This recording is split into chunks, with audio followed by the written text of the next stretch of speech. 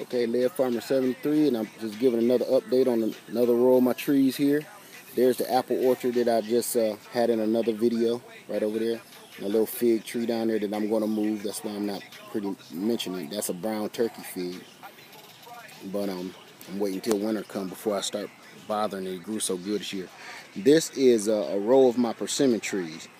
I have 4 persimmon. In total, I have 5. I have one out by the lake out there. You can't really see it, but it's out in the corner. I'll go out there and see it in a minute. But I just got all of these trees from a Woodley's Garden Center on sale. They were marked down and slashed 50% off. I got those for $5 a piece. A persimmon tree. Each persimmon tree, you know, usually costs about $50 and up. This is a Japanese fuyu persimmon, and I freaking love them. I think they may be my favorite fruit in the world. So I had to get as many as I could. So I bought them out. I cleaned them out. This is all they had, and I took them all. So I'm going to keep those at least, you know, I'm going to keep them pruned down. I don't want anything on my yard, on my land getting too big. You know, 12, 14 feet tall, that's about it. And it's wide, I'm going to just keep it pruned. But as you can see, I just got those all planted in the last 3 days. And they like native soil, so I didn't really amend the soil very much. They always start like little sticks, and they grow very slow. I have one, I've been having it now for 2 years, and it's not too much bigger than these guys here. But and I'll show you that one shortly here. But I got a line here. This is going to be my persimmon orchard, just straight up and down next to the apple orchard. And of course, one of my beehives sitting dead center, help pollinate when it's time. So, as you can see, this is how I got them in the row, right next to the apples on this side. That's my chicken coop over there.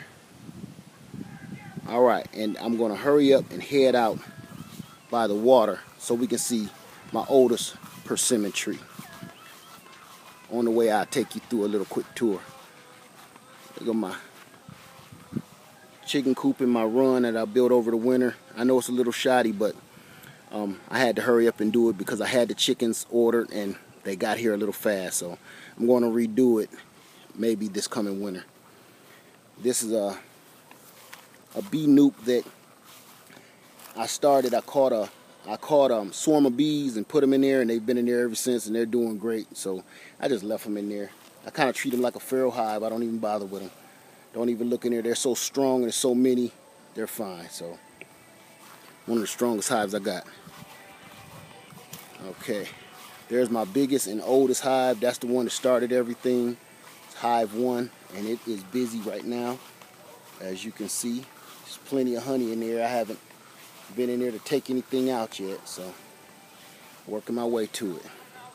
This is my oldest persimmon. Now this is only 2 years old, and it's, let's see, if I'm 5'11", so this tree has to be about 10.5 feet tall. No, about 9 foot tall. But as you can see, it still needs to be held up and supported because it's still weak.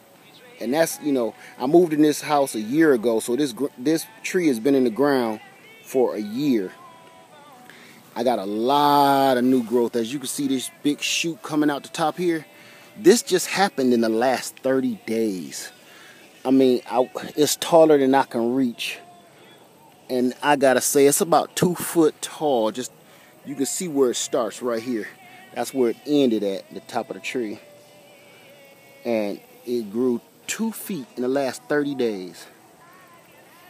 And here's a shoot here, and I'm glad that came because there's really nothing on this side of the tree. And I got a couple of shoots that I'm gonna let them finish growing through the winter, and in spring I'm gonna show you here. These two coming straight up like this.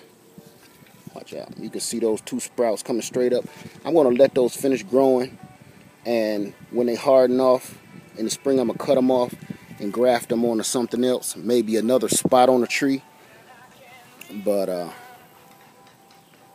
that's it. That's it's my oldest.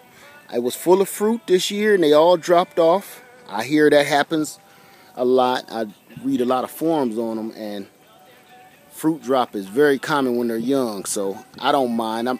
This is all a future project anyway, so you know, maybe in the next 5 years I have myself a nice bounty, because I know this year it had about 50 to 60 persimmons on it, and they all fell off. And the last few I just plucked off because it was useless and no need to you know, force it. I'd rather it grow for the first 5 years than keep eating half-ass fruit. So, all right, and that's it. I mean, the trunk, it has swollen up. It's about 2 times the size it used to be. So all in all, when I first bought it, it was in a bucket because I knew I was about to move, and it stayed in a bucket for maybe close to a year, maybe 6 months, and then I got it in the ground. So it doubled in size since I put it in the ground. So that's it, and I'll show you another one of my orchards in a minute here. All right, Lead Farmer 73, and I am out.